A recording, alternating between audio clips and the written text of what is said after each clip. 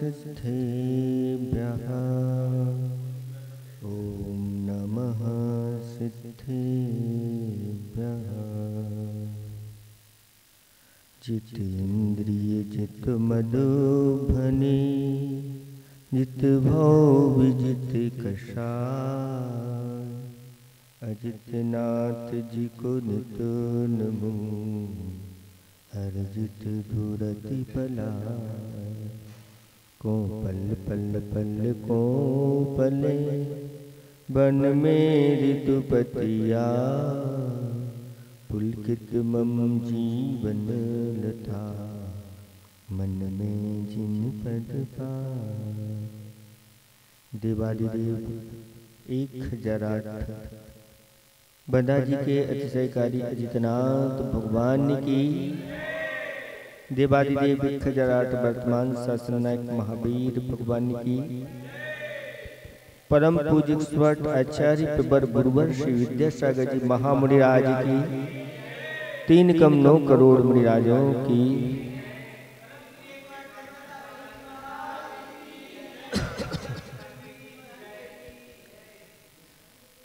धर्म स्नेही भवात्माओं, स्वाध्याय चल रहा है। 12 पत्ते उठ चुके हैं। अंतिम पत्ता उठाता है और बादशाह हाथ में आ जाता है। इक्का अकेला बेगम का बादशाह गुलाम चेला। हे आत्मन, तूने आज तक अपने जीवन में 13 प्रकार के चारित्र का पालन नहीं किया। उसके परिणाम स्वरूप आज संसार में सबकी दास्ता को प्राप्त हो रहा है। अगर अपने जीवन में 13 प्रकार का चारित्र धारण कर लिया होता तो आज 13वें गुणस्थान को प्राप्त होकर के सबका बादशाह बनकर बैठा हुआ होता। जिनके चरणों में अनेक प्रकार बादशाह आकर के, बादशाहों के भी बादशाह है। कौन है? बादशाहों के भी बादशाह कौन है? देखो, जिनके चरणों में बादशाह आकर के नमस्कार करते हैं, ऐसे मुनिराज आचार्य परमेष्ठी, और जिनके वंदना गुणगान आचार्य परमेष्ठी भी करते हैं, ऐसे गणधर परमेष्ठी और गणधर परमेष्ठी से भी बढ़कर के और सामान्य केवली हुआ करते, उन सबके बादशाहों के बादशाह है तीर्थंकर भगवान अजितनाथ भगवान आपके सामने बैठे हुए हैं। ये किसका फल है? 13 प्रकार के चारित्र का है, जिसमें 5 महाव्रत हुआ करते हैं, जिनको यम कहा है। इन 5 महाव्रतों को धारण करने वाले से यम भी हार जाता है, डर करके भाग जाता है। जिन्होंने जीवन पर्यंत के लिए संकल्प ले लिया, 5 प्रकार के पापों को तिलांजलि दे दी, मन वचन काय कृत कारित अनुमोदना से 9 कोटि से इन 5 पापों का त्याग कर देता है और 5 महाव्रतों को धारण कर लेता है। अहिंसा व्रत जीवन पर्यंत के लिए मन वचन काय कृत कारित अनुमोदना से हिंसा का त्याग कर देते हैं। सत्य महाव्रत 9 कोटि से झूठ का त्याग कर देते हैं। अचोरी महाव्रत 9 कोटि से चोरी का त्याग कर देते हैं। ब्रह्मचर्य व्रत 9 कोटि से अब्रह्म का त्याग करते हैं। और अपरिग्रह महाव्रत 9 कोटि से समस्त प्रकार के परिग्रह का त्याग करने वाले जीवन पर्यंत के लिए यम धारण कर लिए जाते हैं। और इन 5 यमों की सुरक्षा के लिए प्रवृत्ति अगर करते हैं तो 5 समिति के साथ प्रवृत्ति हुआ करती है। ईर्ष्या समिति 4 हाथ देख करके और दिन के उजाले में प्रयोजन भूत मुनिराज विहार आदि करते हैं, उसको ईर्ष्या समिति जीवों की रक्षा पूर्वक की जाती है। ईर्ष्या समिति में 46 दोषों से रहित 32 अंतराय टाल करके 9 कोटि से विशुद्ध आहार को ग्रहण करते हैं, वह ईर्ष्या समिति कहलाती है। भाषा समिति के अंतर्गत दूसरे को संताप न उपजे ऐसी भाषा से रहित होकर के और हित मित प्रिय वचनों का प्रयोग करते हैं। आगम के अनुकूल अपने वचनों का प्रयोग करते हैं, वो भाषा समिति कहलाती है। आदान निक्षेपण समिति कोई वस्तु उठाना है, रखना है, देख करके और मार्जन करके वस्तु को उठाते और रखते हैं। और प्रतिष्ठापन समिति होती है। मलमूत्र आदि जो होते हैं उनको प्रासूत भूमि पर विसर्जन आदि करते हैं। ये 5 समिति और 5 महाव्रत और साथ साथ में 3 गुप्तियां होती हैं। सम्यक रूप से अपने मन वचन काय को क्या कर लेना,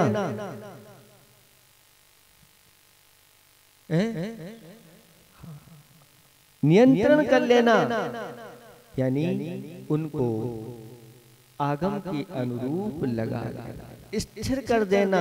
2 प्रकार की गुप्तियां होती हैं, एक प्रवृत्ति में भी गुप्ती होती है और एक निर्वृत्ति रूप गुप्ती होती है।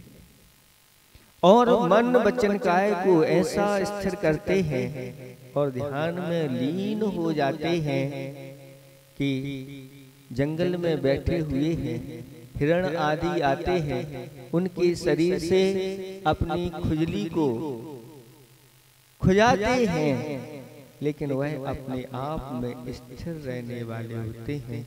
और जो 3 गुप्तियों में लीन हो जाते हैं, कहते हैं कि कोटि वर्ष तक जो साधना की जाती है प्रवृत्ति आदि में, वह गुप्ति में एक अंतर्मुहूर्त में वो कर्म की निद्रा हो जाती है जो कोटि पूर्व तक नहीं हो पाती। ऐसे गुप्तियों में लीन रहने वाले मुनिराज। अच्छे ने दोहा लिखा है, यम दम सम शम तुम धरो, कृमसा कम श्रम होए, नर से नारायण बनो, अनुपम अधिगम हो। इनमें क्रम से श्रम कम होता है। जो श्रम यम धारण करने में लगता है, फिर इंद्रियों का दमन करने में उससे कम श्रम करना पड़ता है। लेकिन एक बार यम के लिए बहुत श्रम करना पड़ता है। ऐसे सामान्य से दीक्षा नहीं हो जाती। अभी बहुत सारे लोग हैं जो कितना पुरुषार्थ कर रहे हैं। भैया जी बैठे हैं, पूछो, बहुत सारे भैया लोग हैं। आचार्य भगवंत के द्वारा मुझे यम की प्राप्ति हो जाए, पुरुषार्थ चल रहा है। अब भाग्य उनका कब जागेगा? सुनते हैं बहुत जल्दी भाग्य जागने वाला है। सुनते हैं बड़े बाबा के पास बहुत बड़े बड़े काम हो जाने वाले हैं।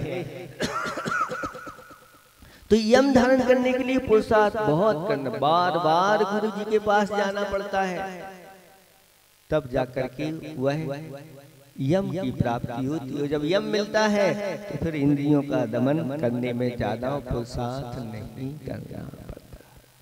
फिर उसके बाद शम, कसाओं का समन करने में, इंद्रियां अगर दमन हो गई तो कसाओं का समन करने में और कम, और ये यम हो गया, इंद्रिय दमन हो गया और कसायों का समन हो गया, तो सम यानी समता बहुत जल्दी आ जाती, उसमें ज्यादा श्रम नहीं करना पड़ता। और चतुर्थ काल आदि मिल जाए तो फिर कहना ही क्या है, केवल ज्ञान की प्राप्ति हो जाती है। दोपयोग की भूमिका बनते हुए शुक्ल ध्यान धारण कर लेते हैं और केवल ज्ञान की प्राप्ति हो जाती है। और जो केवल ज्ञान को प्राप्त कर लेता है वो फिर केवल ज्ञान को प्राप्त कर लेना यानी केवल ज्ञान रूपी लक्ष्मी के बादशाह बन जाना, बेगम के बादशाह। और उसके बाद अघातिया कर्मों को नष्ट करके फिर मुक्ति रूपी बेगम के बादशाह बनके सिद्ध परमेष्टि बन जाते हैं। ये बादशाह 13 का अंक है। इसके माध्यम से 13 प्रकार के चरित्र का चिंतन मनन आदि आदि करना चाहिए।